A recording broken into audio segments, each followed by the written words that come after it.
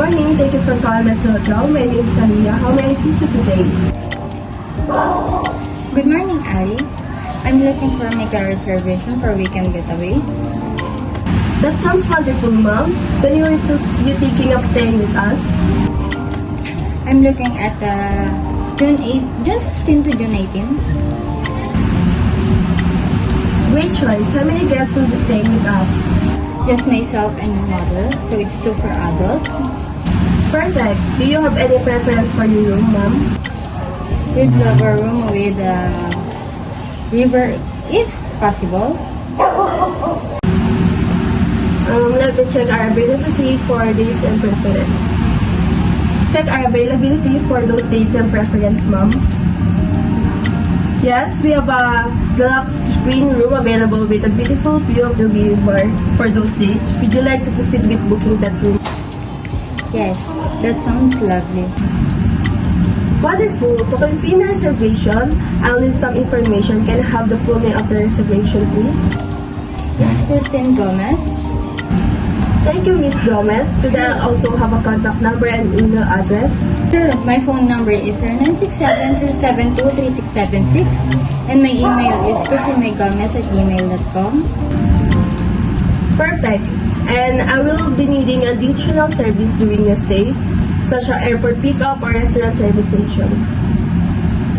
Thank you. We're just exploring the area on our own. Alright then, Miss Gomez, your reservation for a deluxe queen room with a river view for June 15 to 18 is confirmed. Is there anything else can I assist you with? Thank you for now, Ali. Thank you for your help. Goodbye. You're welcome, Miss Gomez. We look forward to welcoming you to the Riverside Hotel. Have a great day. Goodbye, ma'am.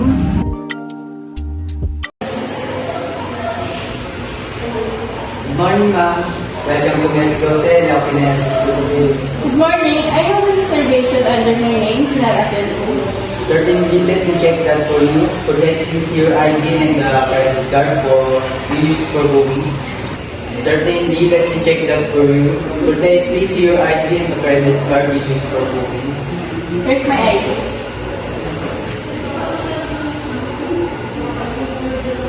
Thank you, Miss Janelle. Everything seems to be in order. You'll be staying in our deluxe suite on the 10th floor. And here's your key card. Thank you. And also, may I know what time the breakfast? Of course, breakfast is served from 7 a.m. to 10 p.m. in hotel restaurant. Oh, nice. Thank you. Is there anything else I can assist you? Nothing. Thank you. You're welcome. Enjoy your stay at the Mexico Hotel. Thank you, ma'am. Thank you so much. Good evening, ma'am. Good evening. Can you assist me with my bag? Certainly, I will take your Thank you.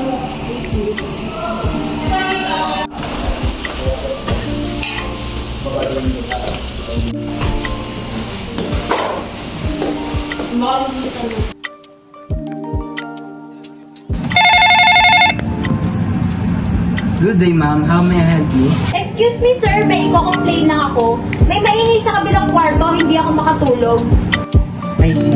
Okay, ma'am. We will investigate about what happened. Are you going to move in another room for the better relaxation? Kung kaya namang patahimikin, why not, di ba? Pero kung hindi, lilipat na lang ako ng ibang room. Absolutely. We'll speak with our maintenance team and see what we can do. In the meantime, would you like a complimentary set of earplugs to help you sleep better? Yes, please. That would be appreciated. No worries, ma'am. We will do our best and please don't hesitate to let us know if there's anything else we can do to make your stay more comfortable. Okay, thank you. I hope na hindi na ulit ito mangyari, ha? Welcome. We will do our best to ensure you have a peaceful and restful stay with us. Thank you, Miss Asuncion. Let me just check you out and collect your key card. Sure? Here's my key card. Thank you. And here's your bill, Miss Asuncion. Total 15,560 pesos. Here's my card. Thank you, Miss Asuncion. I'll process your payment and check that card back in. Would you like a printed receipt or an email? Email? Perfect. I'll send that over shortly. Is there anything else I can assist you with? No, that's enough. It was our pleasure, Miss Asuncion. We hope to welcome you back soon. Have a safe journey. Thank you.